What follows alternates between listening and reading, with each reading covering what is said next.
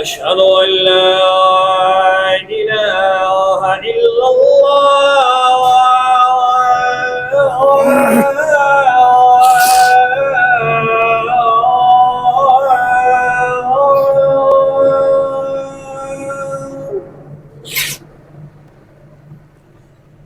أشهد أن لا إله إلا الله.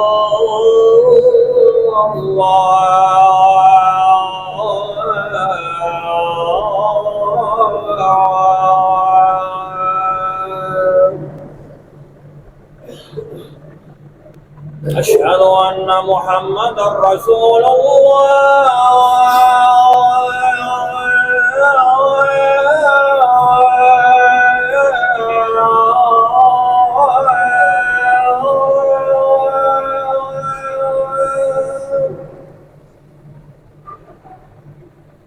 أشهد أن محمدا رسول الله.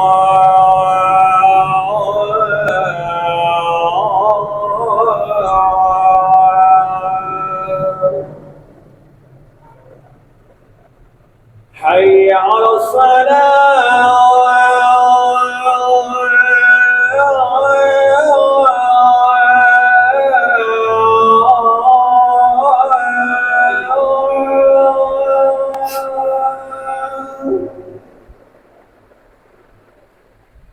حي على الصلاة.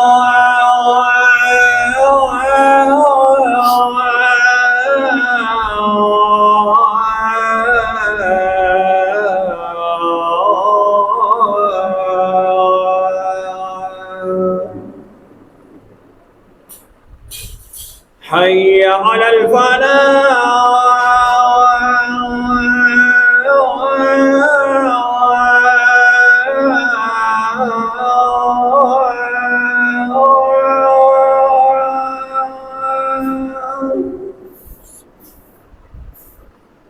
حي على الفلاح.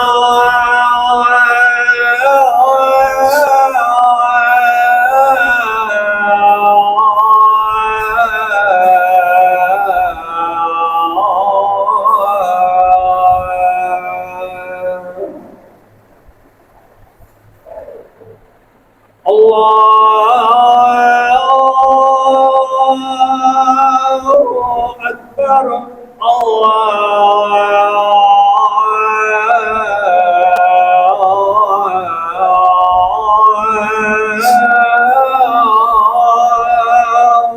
أكبر. لا إله إلا الله.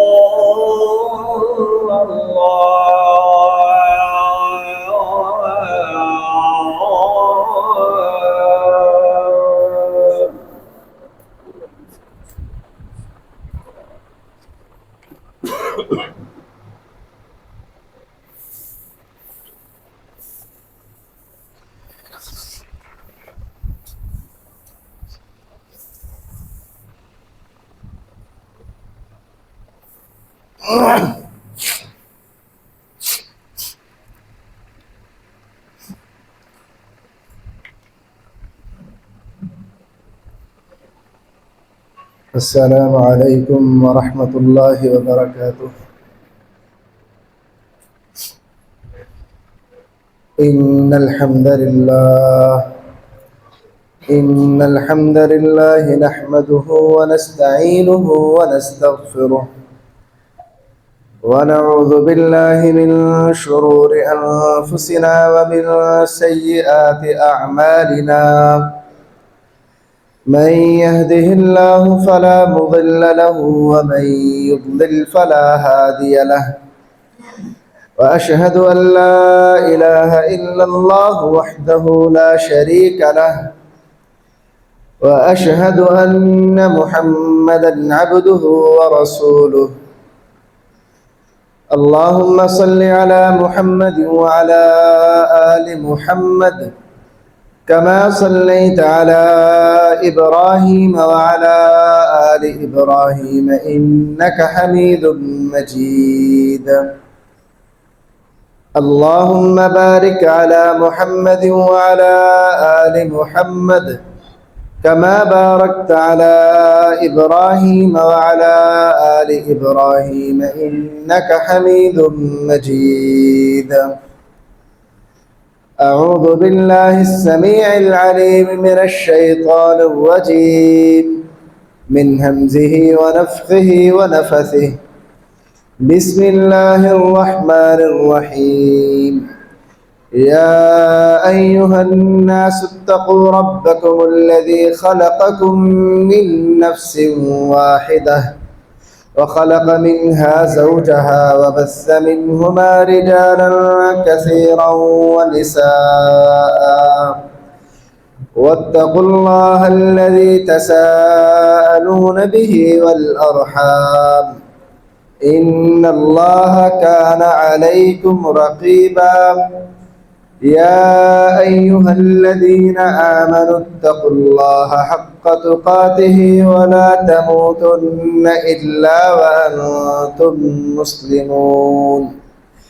يا أيها الذين آمنوا اتقوا الله وقولوا قولا سديدا يصلح لكم أعمالكم ويغفر لكم ذنوبكم ومن يطع الله ورسوله فقد فاز فوزا عظيما. أما بعد فإن خير الحديث كتاب الله وخير الهدي هدي محمد صلى الله عليه وسلم وشر الأمور محدثاتها وكل محدثة بدعة وكل بدعة ضلالة وكل ضلالة في النار. قال الله تعالى عز وجل في القرآن المجيد: فخلف من بعدهم خلف أضاعوا الصلاة واتبعوا الشهوات فسوف يلقون غيا. پھر ان کے بعد ایسے جانشین آئے کہ جنہوں نے نمازوں کو ضائع کیا اور خواہشات کی پیروی کی، ان قریب وہ گمراہی کو ملیں گے۔ محترم بھائیو، دو خبریں آپ احباب کے سامنے رکھنی ہیں۔ اخبار پر یہ سرخی لگی کہ وہ ادارہ جو کتابیں چھاپتا ہے، تعلیمی کتابیں، ان کا کہنا یہ ہے کہ ناظرہ کے جو پارے ہیں قرآن مجید کے، ان کی نشر و اشاعت کے لیے ہمارے پاس فنڈز نہیں ہیں، اس دفعہ ہم ان کو نئی تعلیمی اداروں میں تقسیم کر پائیں گے۔ دوسری خبر یہ ہے کہ حکومت پنجاب نے اعلان کیا کہ 22 اپریل سے 22 جون تک پنجاب میں تحصیلی، ضلعی پھر صوبائی سطح پر موسیقی کے مقابلے ہوں گے۔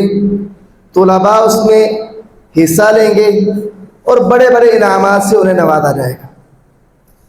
یہ میں اس ملک کی دو خبریں آپ احباب کے سامنے رکھ رہا ہوں کہ جس ملک کو لا الہ الا اللہ کے نام پہ حاصل کیا گیا، جس کے لیے صرف پنجاب میں 10 لاکھ شہادتیں لوگوں نے پیش کی، جس میں ایک دن کے بچے سے لے کر 60 سے 90 سالہ بزرگ تھا، مائیں بہنیں بیٹیاں کٹ گئی کہ ہم اپنی جانوں کا نذرانہ پیش کر کے ایک ایسی مملکت کو بنا لیں گے کہ جس میں ہم اللہ اور اس کے رسول کے احکامات کے مطابق زندگی گزاریں گے۔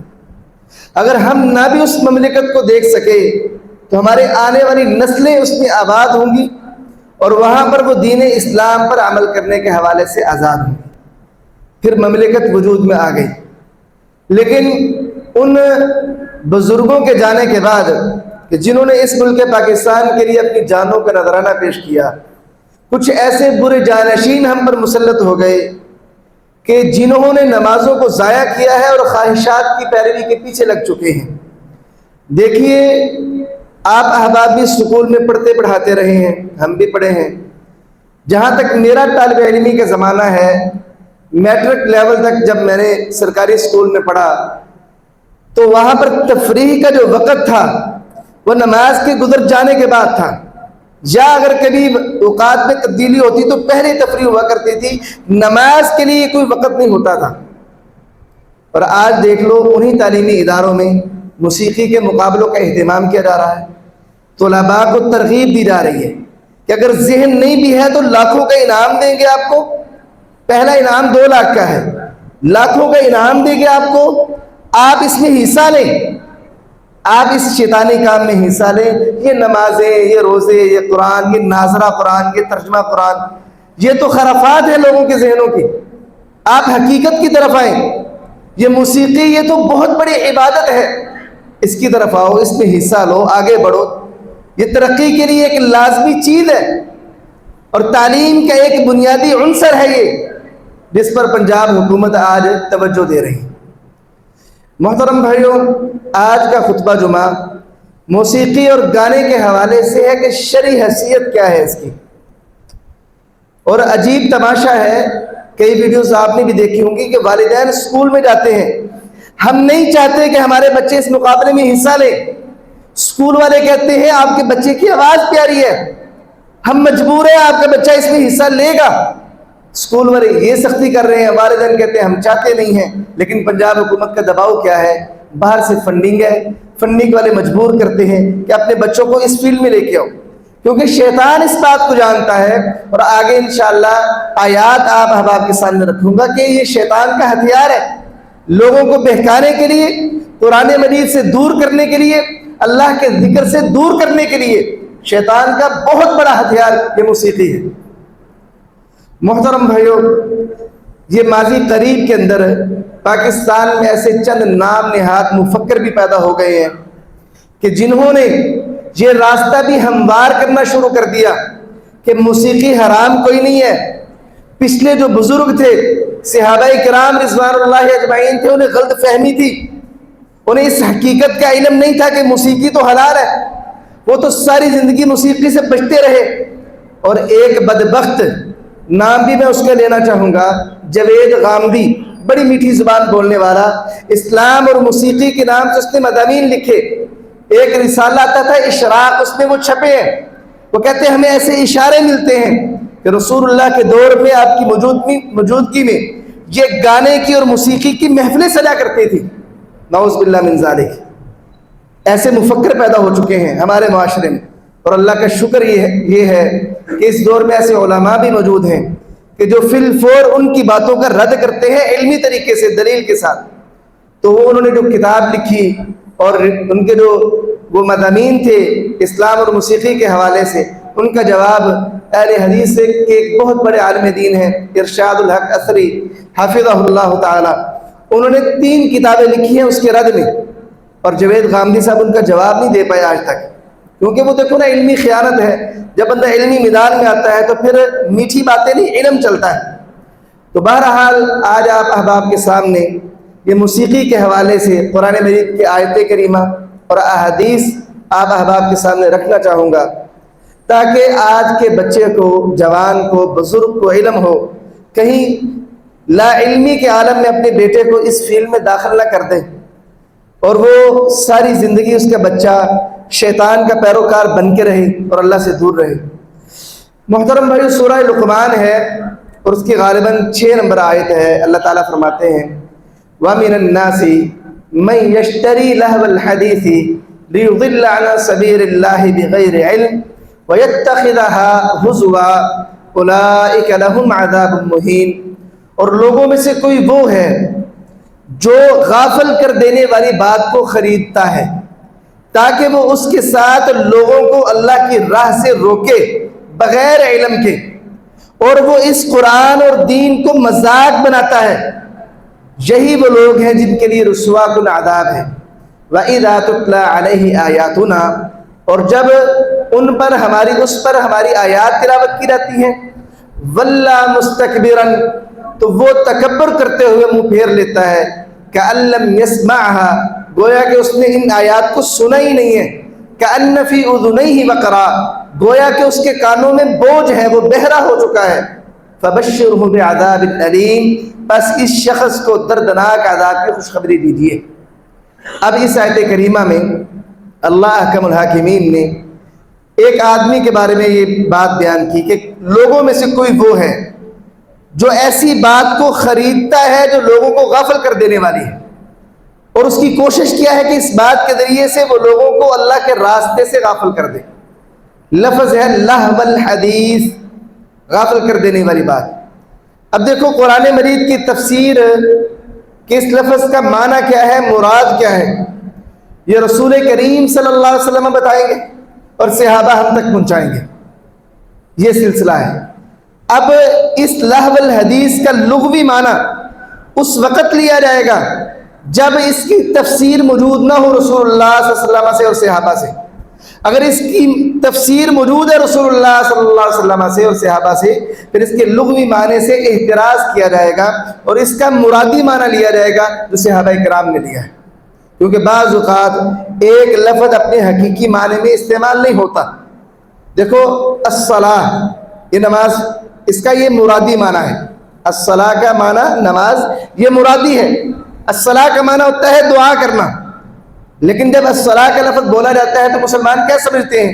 اس کا مرادی معنی، کیونکہ دین اسلام نے اس کا معنی مرادی لیا ہے۔ اب لفظ جہاد ہے، جہاد لفظ کا معنی کیا ہے؟ کوشش کرنا، لیکن جب اسلام میں، قرآن میں، حدیث میں ہم جہاد کا لفظ دیکھتے ہیں تو اس کا لغوی معنی نہیں بلکہ اس کا مرادی معنی قتال ہوتا ہے، کہ دین اسلام کی سربلندی کے لیے محنت و کوشش کرنا، لڑائی کرنا اللہ کے راہ میں۔ تو محترم بھائیو، عربی کے وہ الفاظ کہ جن کے مرادی معنی شریعت نے متعین کیے ہیں، وہاں پر ان کے لغوی معنی نہیں لیے جاتے، اگرچہ یہ لہو الحدیث کا لغوی معنی بھی مراد ہے یہاں پہ، لیکن اس سے پہلے مرادی معنی مراد ہے یہاں پہ۔ مرادی معنی کیا ہے؟ اب اس امت کے جو فقیہ صحابہ گزرے ہیں نا، فقیہ علماء گزرے ہیں، ان میں سے ایک صحابی رسول جن کو فقیہ الامت کا لقب دیا گیا، نام ہے ان کا حضرت عبداللہ بن مسعود رضی اللہ تعالیٰ عنہ۔ ان سے پوچھا گیا کہ یہ جو آیت کریمہ میں لہو الحدیث کا لفظ ہے کہ لوگوں میں سے کوئی وہ ہے جو غافل کر دینے والی بات کو خریدتا ہے تاکہ اس کے ذریعے سے لوگوں کو اللہ کی راہ سے روکے، اس لہو الحدیث سے مراد کیا ہے؟ وہ غافل کر دینے والی بات کیا ہے؟ تو حضرت عبداللہ بن مسعود رضی اللہ تعالیٰ عنہ نے کیا فرمایا؟ کہا الغنا، گانا، واللہ الذی لا الہ الا ہو، اس ذات کی قسم ہے کہ جس کے علاوہ کوئی معبود برحق نہیں، اس سے مراد گانا ہے۔ پھر کہا واللہ الذی لا الہ الا ہو الغنا، اس ذات کی قسم جس کے علاوہ معبود برحق کوئی نہیں، اس لہو الحدیث، غافل کر دینے والی بات سے مراد گانا ہے۔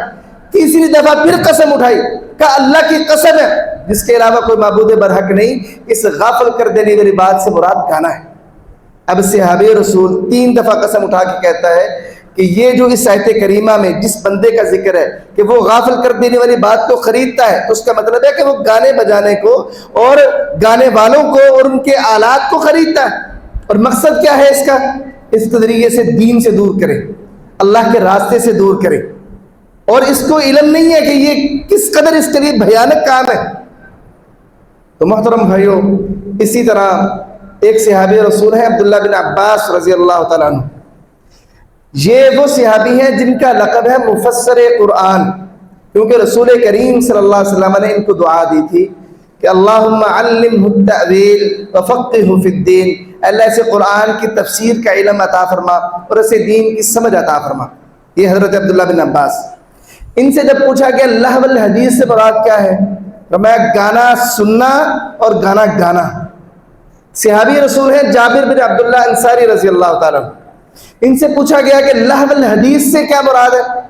یہ جو لفظ اللہ نے بیان کیا ہے کہ لوگوں میں سے کوئی وہ ہے جو غافل کر دینے والی بات لہو الحدیث خریدتا ہے تاکہ اللہ کی راہ سے لوگوں کو گمراہ کرے، اس لہو الحدیث غافل کر دینے والی بات سے کیا مراد ہے؟ صحابی رسول کہتے ہیں اس سے مراد گانا سننا اور گانا بجانا ہے۔ اب دیکھو، کیا یہ آج کے دور میں اس پر انعام رکھ دینا اور انعام رکھ کے لوگوں کو متوجہ کرنا کہ اپنے بچوں کو اس میں حصہ دلواؤ، وہ موسیقی کے مقابلے میں حصہ لیں، گانے یاد کریں، موسیقی کے ساتھ گانے گائیں، تو کیا قرآن کی یہ آیت یہاں فٹ نہیں ہوتی؟ کہ لوگوں میں سے کوئی وہ ہے جو غافل کر دینے والی بات گانے بجانے کو خریدتا ہے. کس لیے؟ تاکہ لوگوں کو اللہ کی راہ سے دور کرے. بغیر علم نہیں ہے اس کے پاس. آج پنجاب حکومت سے پوچھو نا، آپ نے موسیقی کا مقابلہ رکھا ہے، اس کے ذریعے سے تو لوگ دین سے دور ہوں گے، تو ان کے وہم و گمان میں بھی یہ بات ہوگی. ان کے وہم، نعوذ باللہ، ہم ایسا کریں گے لوگوں کو دین سے دور کریں.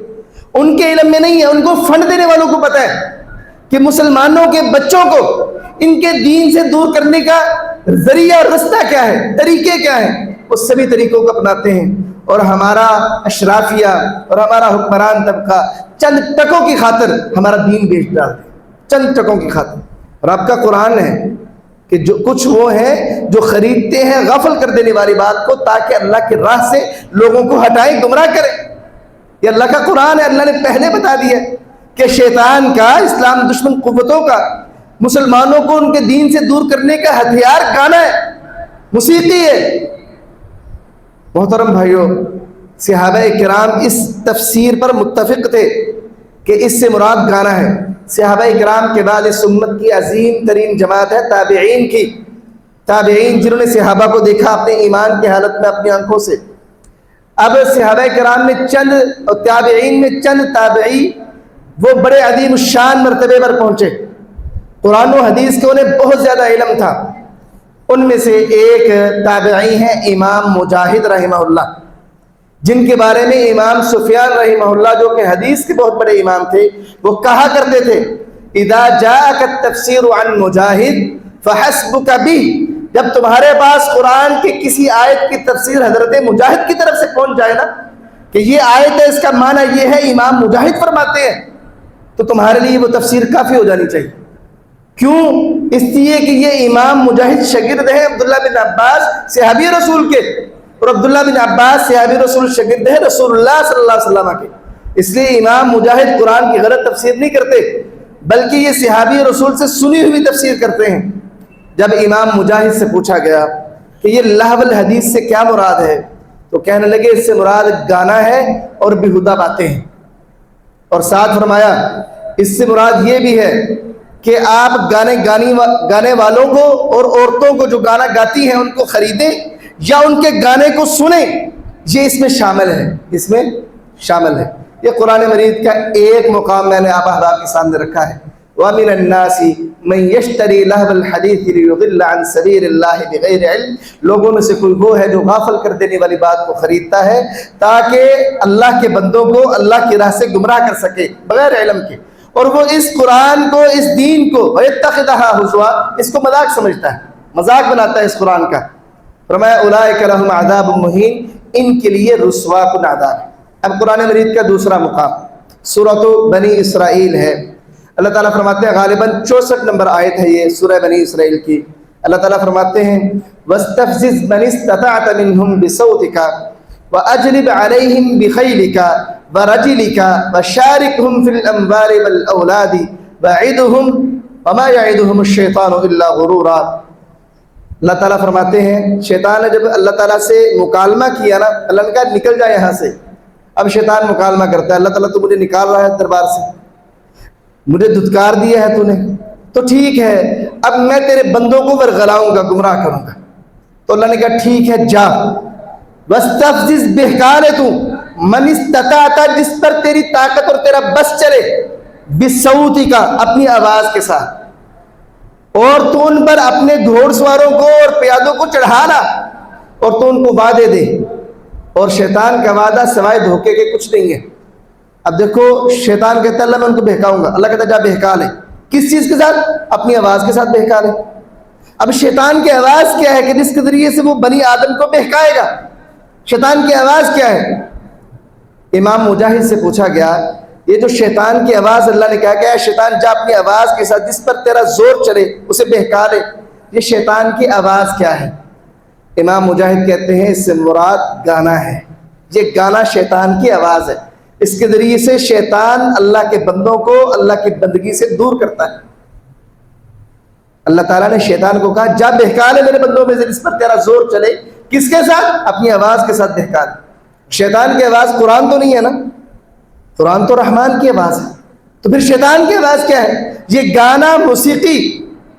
اور یہ عشق اور محبت کے نام نہاد اشعار جو لوگوں کو دین اسلام سے غافل کر دیتے ہیں، نمازوں سے غافل کر دیتے ہیں، یہ ہیں وہ شیطان کی آواز۔ تیسری آیت کریمہ وہ ہے سورہ نجم کے آخری آیات جو ہے نا، وہ ہیں 61 نمبر سے لے کر سورہ نجم کی آخری آیت تک۔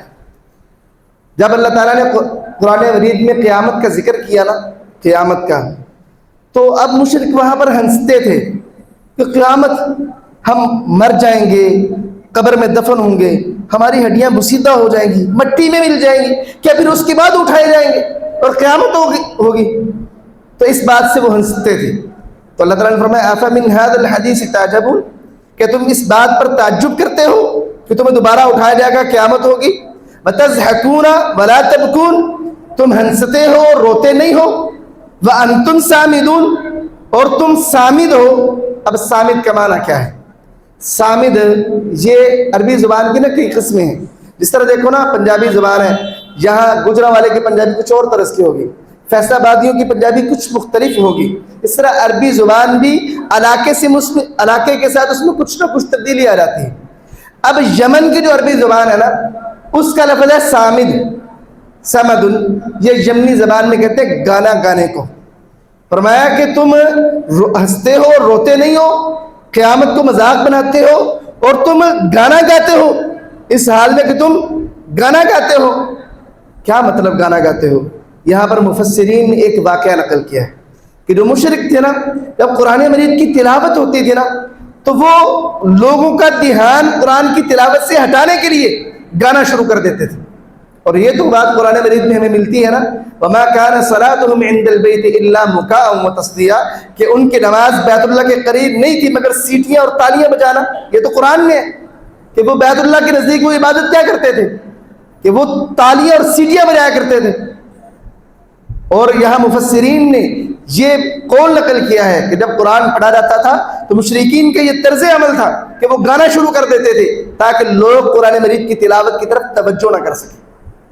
تو یہ مشرکین کا ایک ہتھ کنڈا تھا مسلمانوں کو قرآن مجید کی تلاوت سے دور کرنے کا۔ اور آج دیکھ لو، آج ہمارے مسلمان یہ ہتھ کنڈا مسلمانوں پر اپنا رہے ہیں، مسلمان ہی مسلمانوں پر اپنا رہے ہیں کہ مسلمان یہ قرآن مجید کی طرف توجہ نہ دے سکے۔ ناظرہ کے پارے چھپوانے ہیں تو فن نہیں ہے، موسیقی کا مقابلہ ہے تو فن ہے۔ اور کوئی بھائی چاہے نا تحقیق کرنا تو دونوں خبریں اسے انٹرنیٹ پر مل سکتی ہیں۔ آج کا دور ایسا ہے کہ ہر بندے تحقیق کر سکتا ہے خبروں کی، تو آپ دونوں خبریں نیٹ پر جا کر دیکھ سکتے ہیں، سرچ کریں اس پر کہ ناظرے کے پارے کے لیے فنڈنگ ہے یا نہیں، تو وہ نہیں ہے۔ لیکن موسیقی کے مقابلوں کے لیے وافر، اچھا صرف مقابلوں کے لیے نہیں فنڈنگ، پھر اس کی جو اشتہاری مہم چل رہی ہے اس کے اشتہارات کے لیے وہ بھی فنڈ موجود ہے۔ لیکن قرآن مجید کے پارے چھپوانے ہیں ناظرے کے لیے تو اس کے لیے فنڈ نہیں ہے ہمارے پاس۔ تو دیکھو مشرکین مکہ کا جو طرز عمل تھا، آج مسلمانوں کا بھی تو وہی طرز عمل ہے۔ تو پھر مشرکین مکہ بدنام کیوں ہے؟ آج کا مسلمان یہ امت محمدیہ میں اور سب سے پہلے جنت میں جانے والا کیسے؟ ہر وقت یہ ہم عشق محمد کے دعوے دار ہیں، ہم اس امت کے بہترین لوگ ہیں، اس طرح کی باتیں سننے کی ملتی ہے۔ اور پاکستان مسلمانوں کا نمائندہ ملک ہے اور یہاں پر دین پر عمل کرنے کے لیے آزادی حاصل ہے۔ یہ صرف جھوٹی باتیں اور دعوے ہیں، اس کے علاوہ کوئی یہ ملمہ کاری والی باتیں ہیں، حقیقت سے ان کا تعلق نہیں۔ اس طرح چوتھی آیت کریمہ قرآن مجید میں والذین لا یشہدون الزور وإذا مروا باللغو مروا کراما، اللہ تعالیٰ اپنے نیک بندوں کی صفات بیان کر رہے ہیں کہ وہ جو نیک بندے ہیں نا میرے، وہ جب گزرتے ہیں نا وإذا مروا باللغو مروا کراما والذین لا یشہدون الزور، وہ زور کو حاضر نہیں ہوتے۔ زور کو، یہ زور کیا ہے؟ زور اس کا لغوی معنی ہوتا ہے جھوٹ، باطل، اور اس کا مرادی معنی جو صحابہ کرام اور تابعین نے بتایا ہے، حضرت علی المرتضیٰ کے بیٹے ہیں محمد بن حنفیہ، انہوں نے، امام مجاہد عبداللہ بن عباس کے شاگرد ہیں انہوں نے، اور مشہور امام ابو حنیفہ رحمہ اللہ، انہوں نے اس زور کا معنی لیا ہے گانا گانا۔ فرمایا ایمان والے کبھی گانے کی محفلوں میں حاضر نہیں ہوتے، اور جب کبھی ان کا گزر ہوتا ہے نا ان کے پاس سے تو وہ باوقار انداز سے وہاں سے گزر جاتے ہیں، اس میں شرکت نہیں کرتے۔ اب دیکھو یہ ایمان والوں کا طرز عمل یہ ہے۔ اگر ہمارا بچہ جو بچپن میں اسکول میں ہے، جس کا ذہن ابھی پختہ نہیں ہوا، اس کو بچپن سے ہی گانے اور موسیقی پر لگا دو گے تو بڑے ہو کر کیسے وہ ان گانے والی محفلوں سے بچے گا؟ اس کے ذہن میں تو یہ ہے کہ یہ تو ہماری تعلیم کا حصہ ہے، ہماری تربیت کا حصہ ہے، وہ تو شوق سے جائے گا ان محافل کے اندر، گانے والی محفلوں کے اندر۔ جبکہ اگر آپ نے سیرت نبی کا مطالعہ کیا ہے تو آپ یہ بات جانتے ہوں گے کہ رسول اللہ صلی اللہ علیہ وسلم نے فرمایا کہ 2 دفعہ سے علاوہ مجھے کبھی یہ شوق پیدا نہیں ہوا کہ میں مشرکین کے رسومات میں، ان کے پروگراموں میں شرکت کروں۔ کہتے ایک دفعہ ایسا ہوا کہ میں اور میرا ساتھی ہم بکریاں چرا رہے تھے مکہ کی برائی جانب، اوپر والی جانب، تو میں نے اپنے ساتھی سے کہا کہ یار یہ بکریاں تم میری سنبھالو، میں چاہتا ہوں کہ جوانوں کی جو محفلیں ہیں نا مکے میں، وہاں پہ موسیقی ہوتی تھی، گانا ہوتا تھا، میں ان میں جانا چاہتا ہوں، میں دیکھنا چاہتا ہوں وہاں کیا ہوتا ہے۔ رسول اللہ فرماتے ہیں میں مکہ میں آیا تو میری کانوں میں آواز پڑی موسیقی کی، تو میں نے لوگوں سے پوچھا یہ کیا ہے؟ انہوں نے کہا ایک گھر میں شادی ہے، ابھی نبوت نہیں ملی، ابھی آپ بچے ہیں، جب آپ جوان ہوئے تو تجارت شروع کی ہے، بچپن میں آپ نے بکریاں چرائی ہیں، یہ بچپن کا واقعہ آپ کا۔ رسول اللہ فرماتے ہیں کہ اتنی دیر تھی کہ میرے کان بند ہو گئے، مجھے سنائی نہ دیا اور مجھ پر نیند طاری ہو گئی۔ کہتے ہیں میں وہیں پہ ایک سائڈ پہ سو گیا حتیٰ کہ رات گزر گئی، اگلا دن آیا، سورج کی شعاعیں میرے چہرے پہ پڑی تو میں اٹھا، پھر میں واپس چلا گیا وہاں پہ۔ پھر ایک اور دفعہ میرے ذہن میں خیال آیا کہ ان محفلوں میں جاتا ہوں۔ کہتا میں دوبارہ اپنی بکریاں اس اپنے ساتھی کے سپرد کی، آیا مکے میں، وہی معاملہ میرے ساتھ دوبارہ ہوا، مجھ پر نیند کا غلبہ ہوا، میں سو گیا، اگلے دن سورج کی شعاعوں کے ساتھ میں بیدار ہوں۔ دیکھو اللہ اپنے نبی کو نبوت سے پہلے ان محفلوں میں نبی کو جانے نہیں دیا، یہ ہمارے نبی کی سیرت ہے۔ آپ کسی بھی سیرت کی کتاب کو اٹھا کر نبوت سے پہلے کا دور اٹھا کر دیکھ لیجیے، آپ کو یہ واقعہ وہاں پہ بکثرت ملے گا۔ لیکن دیکھ لو آج اسی نبی کی امتی تعلیمی اداروں کے اندر ان پروگراموں کا کہ جن میں اپنے نبی کو رب نے جانے نہیں دیا، نیند طاری کر دی تھی، انہی پروگراموں میں ہمارے بچوں کو شرکت پر مجبور کیا جا رہا ہے۔ اور کن کی طرف سے؟ مسلمانوں کی طرف سے، ظالموں، کافروں اور مشرکوں کی طرف سے نہیں، ہمارے مسلمان اس بات پر مجبور کر رہے ہیں۔ یہ مقابلے ہونے چاہیے اور ان میں ہمارے بچوں کو حصہ لینا چاہیے۔ محترم بھائیوں، یہ تو چند ایک آیات کریمہ آپ احباب کے سامنے رکھی نا، اب ذرا موسیقی کے حوالے سے جو احادیث وارد ہوئی ہیں وہ بھی ذرا سن لیجئے۔ اور یہ کوئی احادیث عموماً رسول اللہ کے جو فرامین ہیں نا وہ نرمی پر مبنی ہوتے ہیں، لیکن موسیقی کے حوالے سے جو آپ کے فرامین ہیں بڑے سخت ہیں۔ نبی کریم صلی اللہ علیہ وسلم نے فرمایا، حضرت ابو عامر اشعری رضی اللہ تعالیٰ عنہ اس حدیث کے راوی ہیں، فرمایا لا یکونن من امتی اقوام یستحلون الحر والحریر والخمر والمعازف، ان قریب میری امت میں ایسے لوگ آئیں گے جو زنا کو، ریشم کو اور اس طرح گانے کے آلات کو اور شراب کو حلال کر لیں گے۔ رسول اللہ نے یہ پیشین گوئی فرمائی، میری امت میں ایسے لوگ آئیں گے جو گانے کے آلات کو، گانا بجانے کو، شراب کو، زنا کو اور ان معاملات کو اور ریشم کے پہننے کو حلال کر لیں گے، اور ایسا وقت آ چکا ہے۔ اب یہ جو نام نہاد مفکر ہے جاوید غامدی، یہ ریشم کو بھی حلال کہتا ہے، مردوں کے ریشم کو بھی حلال کہتا ہے، اور اسی طرح یہ آلات موسیقی کو اور موسیقی کو بھی حلال کہتا ہے۔ رہی بات شراب کی، شراب تو مسلمانوں نے بہت پہلے حلال کر لی تھی، کہا کہ انگور سے بننے والی شراب حرام ہے، باقی سبھی حلال ہے۔ یہ مسلمانوں نے یہ کارنامہ بہت پہلے سر انجام دے دیا تھا۔ اور رہی بات زنا کی، یہ ایک مفتی میں سن رہا تھا چند دن پہلے، اچھا مجھے سمجھ نہیں آتی کہ یہ ہمارے خبریں نیوز والے چینل یہ چند ٹکوں کی خاطر اس قوم کا بیڑا غرق کر رہے ہیں۔ اب مفتی عبدالقوی کا نام سبھی نے سنا ہے، انتہائی بے غیرت انسان ہے، اب اسے ٹی وی پر بٹھایا ہوا ہے اور وہ کیا کہہ رہا ہے، وہ کہتا ہے کوئی عورت اپنی رضامندی سے، کوئی مرد اپنی رضامندی سے ریلیشن رکھ لے تو اسلام اس پر اسے زنا کا نام نہیں دیا جا سکتا، یہ زنا نہیں ہے، اسلام کے اندر یہ حرام نہیں ہے۔ ٹی وی میں بیٹھ کے پھر ایک چینل نے اس کے انٹرویو کیا، یہ حالیہ دنوں کی بات ہے، پرانی بات نہیں کر رہا، اور اس کے بعد پھر ایک اور چینل نے اس کا انٹرویو کیا، یعنی ایک ایسی بات جسے امت نے کبھی نہیں کیا، امت میں اس کے کہنے والا کوئی عالم موجود نہیں، حتیٰ کہ شیعہ حضرات بھی یہ بات نہیں کہتے، ان کے یہاں بھی جو نکاح متع ہے اس کے اندر بھی نکاح ہوتا ہے، یہاں بھی تو اس نے نکاح کا نام ہی ختم کر دیا اور کہا یہ بھی جائز ہے، یہ زنا نہیں ہے، اور پھر کہتا ہے کہ ہر چیز کو زنا کہتے جاؤ گے۔ میرے نبی نے سچ فرمایا تھا کہ میری امت پر ایک ایسا وقت آئے گا کہ میری امت کے لوگ زنا کو بھی حلال کر لیں گے، ریشم کو بھی حلال کر لیں گے, شراب کو بھی حلال کر لیں گے, آلات موسیقی کو بھی حلال کر لیں گے. اور ہم جب انہیں سمجھائے نا کہ بھائی غلط ہے, مولوی صاحب جاؤ اپنا کام کرو, تو ان کی پتہ دنیا دا. حقیقت ہے کہ ہمیں شاید دنیا کا پتہ نہ ہو, ہمیں دین کا پتہ ہے. ہمیں یہ پتہ ہے کہ جو کر رہے ہیں آخرت میں جواب دہ ہونا پڑے گا, اور اللہ نے ہمیں اس کی اجازت نہیں دی, ہمیں یہ پتہ ہے. یہ پہلی حدیث ہے.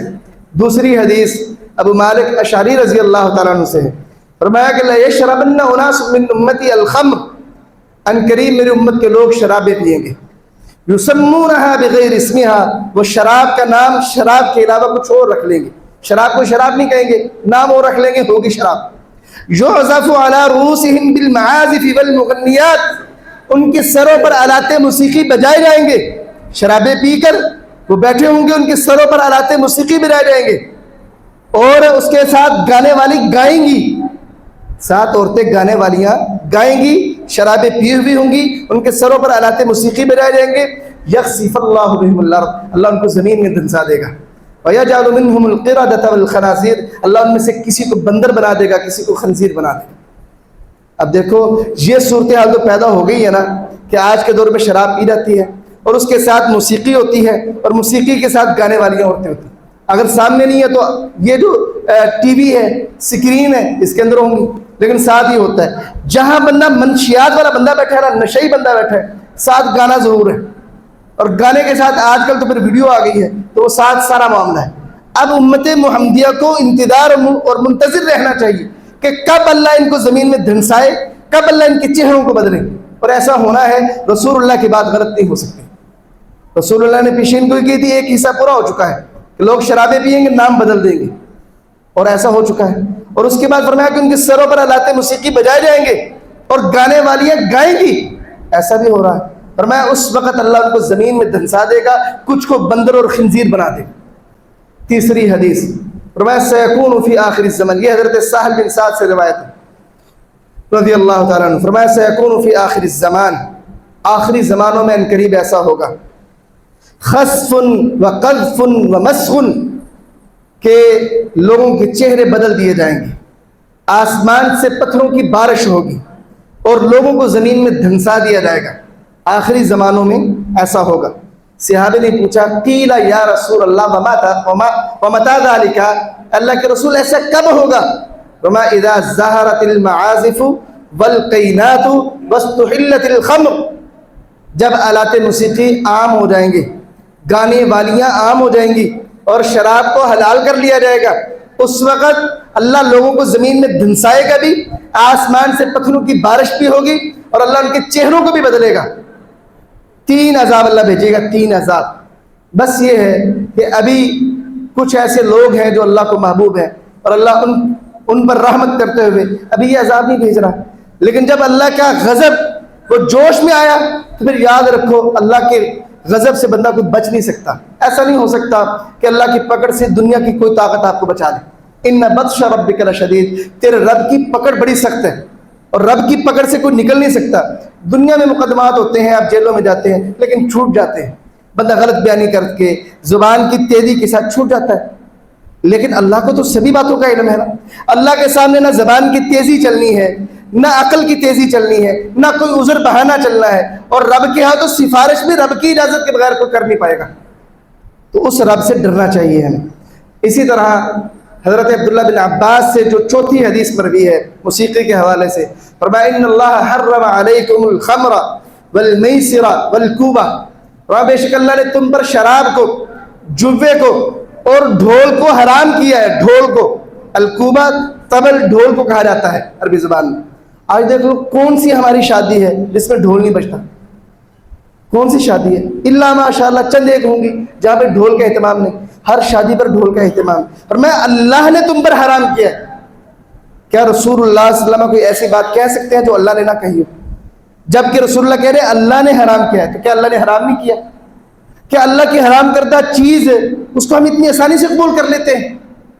ڈاکٹر کہہ رہا بھائی آپ کو یہ اگر یہ چیز کھائی نا تو آپ کو یہ نقصان ہو سکتا ہے, آپ کو کینسر ہو جائے گا, فرض کریں کینسر ہو جائے گا اور بہت جلد مر جائیں گے, ہم بچیں گے اس سے, ہم اس سے بچیں گے. اللہ کہتے ہیں تم پر حرام ہے, لیکن اللہ کے حرام کہنے کی ہمیں پرواہ کوئی نہیں ہے.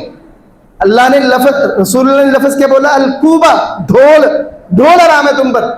لیکن پوری قوم بڑے صغیر کے لوگ شادیوں پر ڈھول کا بڑا اہتمام کرتے ہیں، اور جس شادی میں ڈھول نہ ہو وہ ادھوری شادی ہوتی ہے، ان کو مزہ ہی نہیں آتا. محترم بھائیو، اسی طرح اگلی حدیث نبی کریم صلی اللہ علیہ وسلم نے فرمایا، یہ حدیث حضرت انس سے مروی ہے، صوتانی ملعونان فی الدنیا والآخرہ، دو آوازیں دنیا میں بھی اور آخرت میں بھی لعنت زدہ آوازیں ہیں. ان میں سے ایک کیا ہے؟ مزمار عند نعمت، کوئی اللہ نعمت عطا کرے نا، اس نعمت پر موسیقی اور گانے اور باجوں کا اہتمام کرنا، یہ اللہ کے ہاں دنیا میں بھی آخرت میں بھی لعنت زدہ آواز ہے. ورنت عند مصیبت، مصیبت کے وقت اونچی آواز میں رونے اور چیخنے چلانے کی آواز، یہ دنیا میں بھی آخرت میں بھی اللہ کے ہاں لعنت زدہ آواز ہے. اب اس لعنت زدہ آواز کو ہمارے تعلیمی اداروں کے اندر بھی لے کر آ گئے ہیں وہ، اور ایسا ایسا ہماری نوجوان نسل جن کو بچپن میں تلاوت قرآن مجید سکھائی جاتی تھی، انہیں بچپن میں آج گانے سکھائے جائیں گے. وہ جو بڑے ہو کر فارغ وقت میں قرآن مجید کی تلاوت کیا کرتے تھے، وہ فارغ وقت میں اب گانے گایا کریں گے. یہ ہماری قوم کی تربیت ہو رہی ہے. محترم بھائیوں، یہ گانے جو ہیں، اس کے حوالے سے ایک اور بات ہے جو ہمارے معاشرے میں عموماً لوگ اس معاملے میں غلط فہمی کا شکار ہیں، وہ بھی ذرا کلیئر اور واضح کر لیں. ایک ہے دف. دف کے حوالے سے عموماً آپ نے سنا ہوگا کہ اس کی اجازت ہے، اس کی اجازت. دف ہوتی ہے یہ آٹا چھاننے والی ہوتی ہے نا، چھاننی، اس کی مانند ہوتی ہے. اس کی ایک جانب چبڑا لگا ہوتا ہے اور دوسری جانب خالی ہوتی ہے. اس پر ہاتھ لگائیں تو ایک ہی آواز آتی ہے، دھپ دھپ، اس طرح کی آواز آتی ہے، بس یہ ہے دف. اب جو بندے صرف سنی سنائی باتیں آگے پہنچا دیتے ہیں نا، انہوں نے امت کا بیڑا یہ غرق کیا. انہوں نے کہا جی قرآن حدیث میں ہے کہ دف کی اجازت ہے، دف بجا سکتے ہو، جبکہ یہ بات حدیث میں نہیں ہے. حدیث میں کیا ہے؟ حضرت عبداللہ بن عباس رضی اللہ تعالیٰ عنہ کا قول ہے، فرمایا کہ دف اور اسی طرح آلات موسیقی، اس طرح بانسری، یہ رسول اللہ نے حرام کیا، یہ حرام ہے. اب اچھا، دف کی اجازت کہاں پہ ہے؟ دف کی اجازت 3 مقامات کے علاوہ کسی اور مقام پر نہیں ہے، اور وہ بھی قید کے ساتھ، شرائط کے ساتھ. آج کل تو نعت پڑھی جا رہی ہوتی ہے نا، پیچھے دف بجائی جا رہی تھی، اور بجانے والیاں آج کل تو نوجوان لڑکیاں نعتیں پڑھ رہی ہیں اور ساتھ دف چل رہی ہے. یہ شرعاً جائز ہی نہیں ہے. اب اس کی دلائل ذرا سن لیجیے. پہلی دلیل دف کی، جہاں سے یہ نکالتے ہیں دف بجانا جائز ہے. عید کا دن تھا، اما جی عائشہ کے گھر رسول اللہ صلی اللہ علیہ وسلم تشریف فرمائے، لیٹے ہوئے ہیں، چادر لی ہوئی ہے. آپ کے گھر میں، ماں جی عائشہ کے گھر میں 2 بچیاں جو جوان نہیں تھی، بچیاں، اور حدیث کے لفظ ہیں لیستا بمغنیتین، وہ گانا گانے والیاں بھی نہیں تھی، بچیاں تھی. وہ 2 بچیاں دف لے کر بیٹھی تھی اور بجا رہی تھی اور ساتھ گنگنا رہی تھی.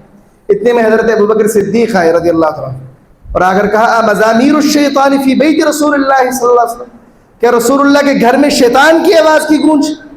تو رسول اللہ نے فرمایا دعہما یا ابا بکر، ابو بکر چھوڑ دے، آج عید کا دن ہے. تو یہاں سے کیا نکالتے ہیں کہ خوشی کے موقع پر دف بجانا جائز ہے.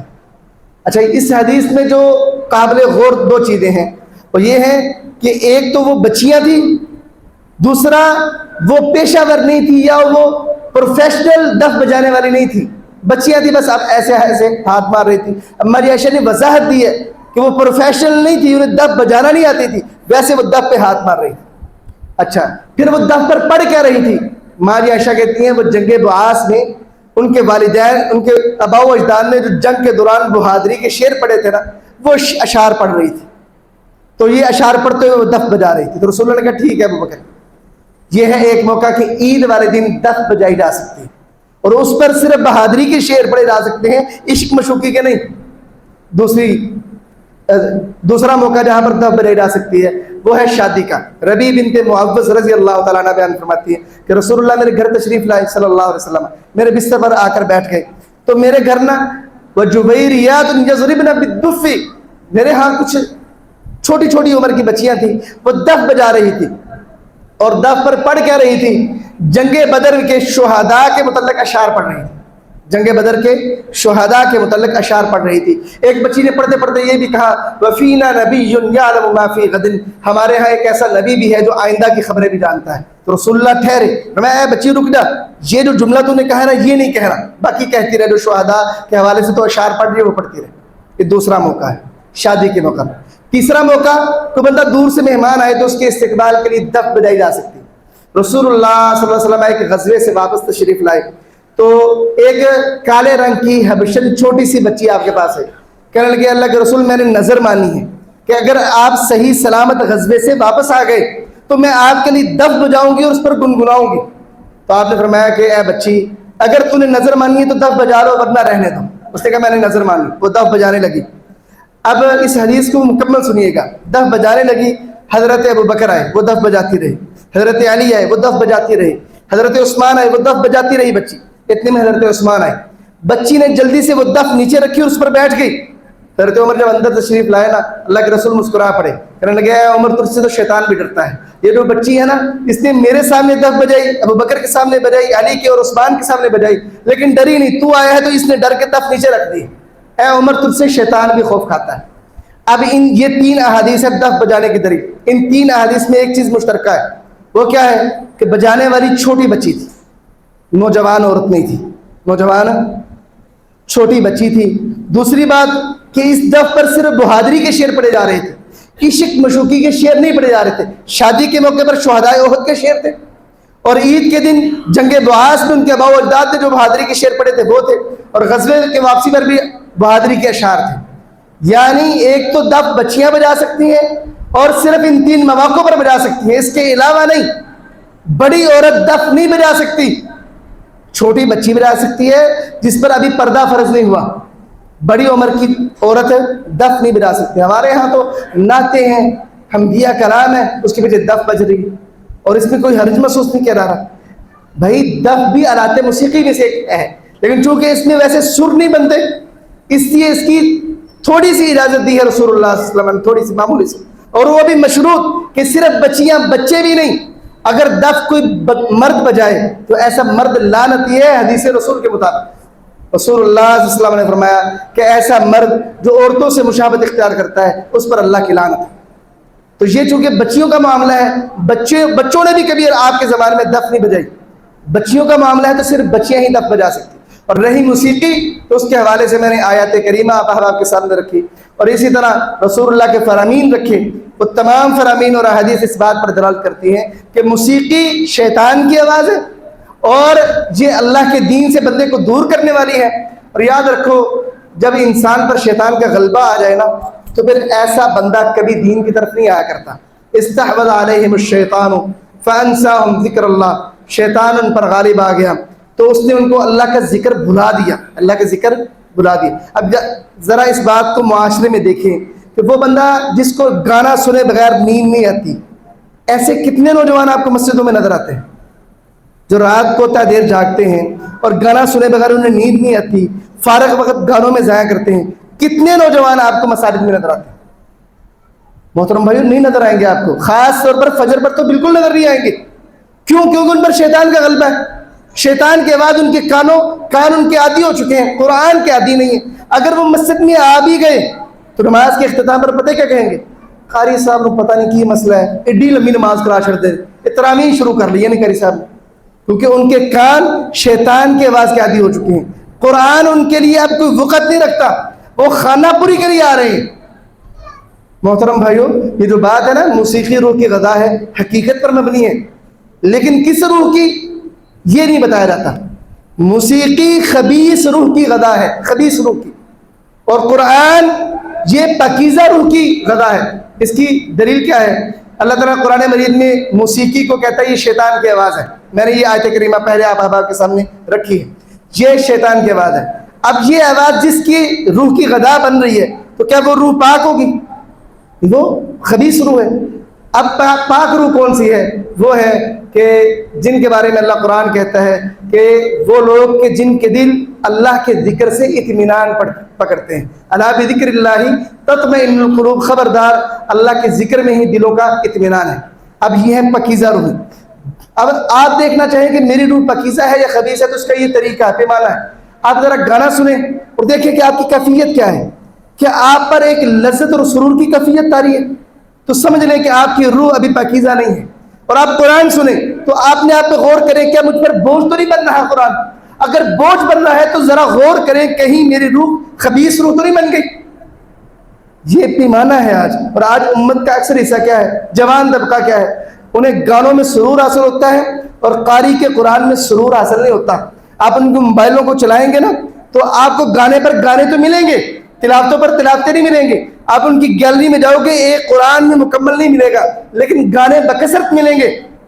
اس لیے آج کے مسلمانوں میں سے اکثر کی روحیں خبیث ہو چکی ہیں، پاک نہیں رہی. اور اسی وجہ سے یہی ایک بنیادی وجہ ہے کہ جس کی وجہ سے ایسے حکمران ہم پر مسلط ہوئے ہیں.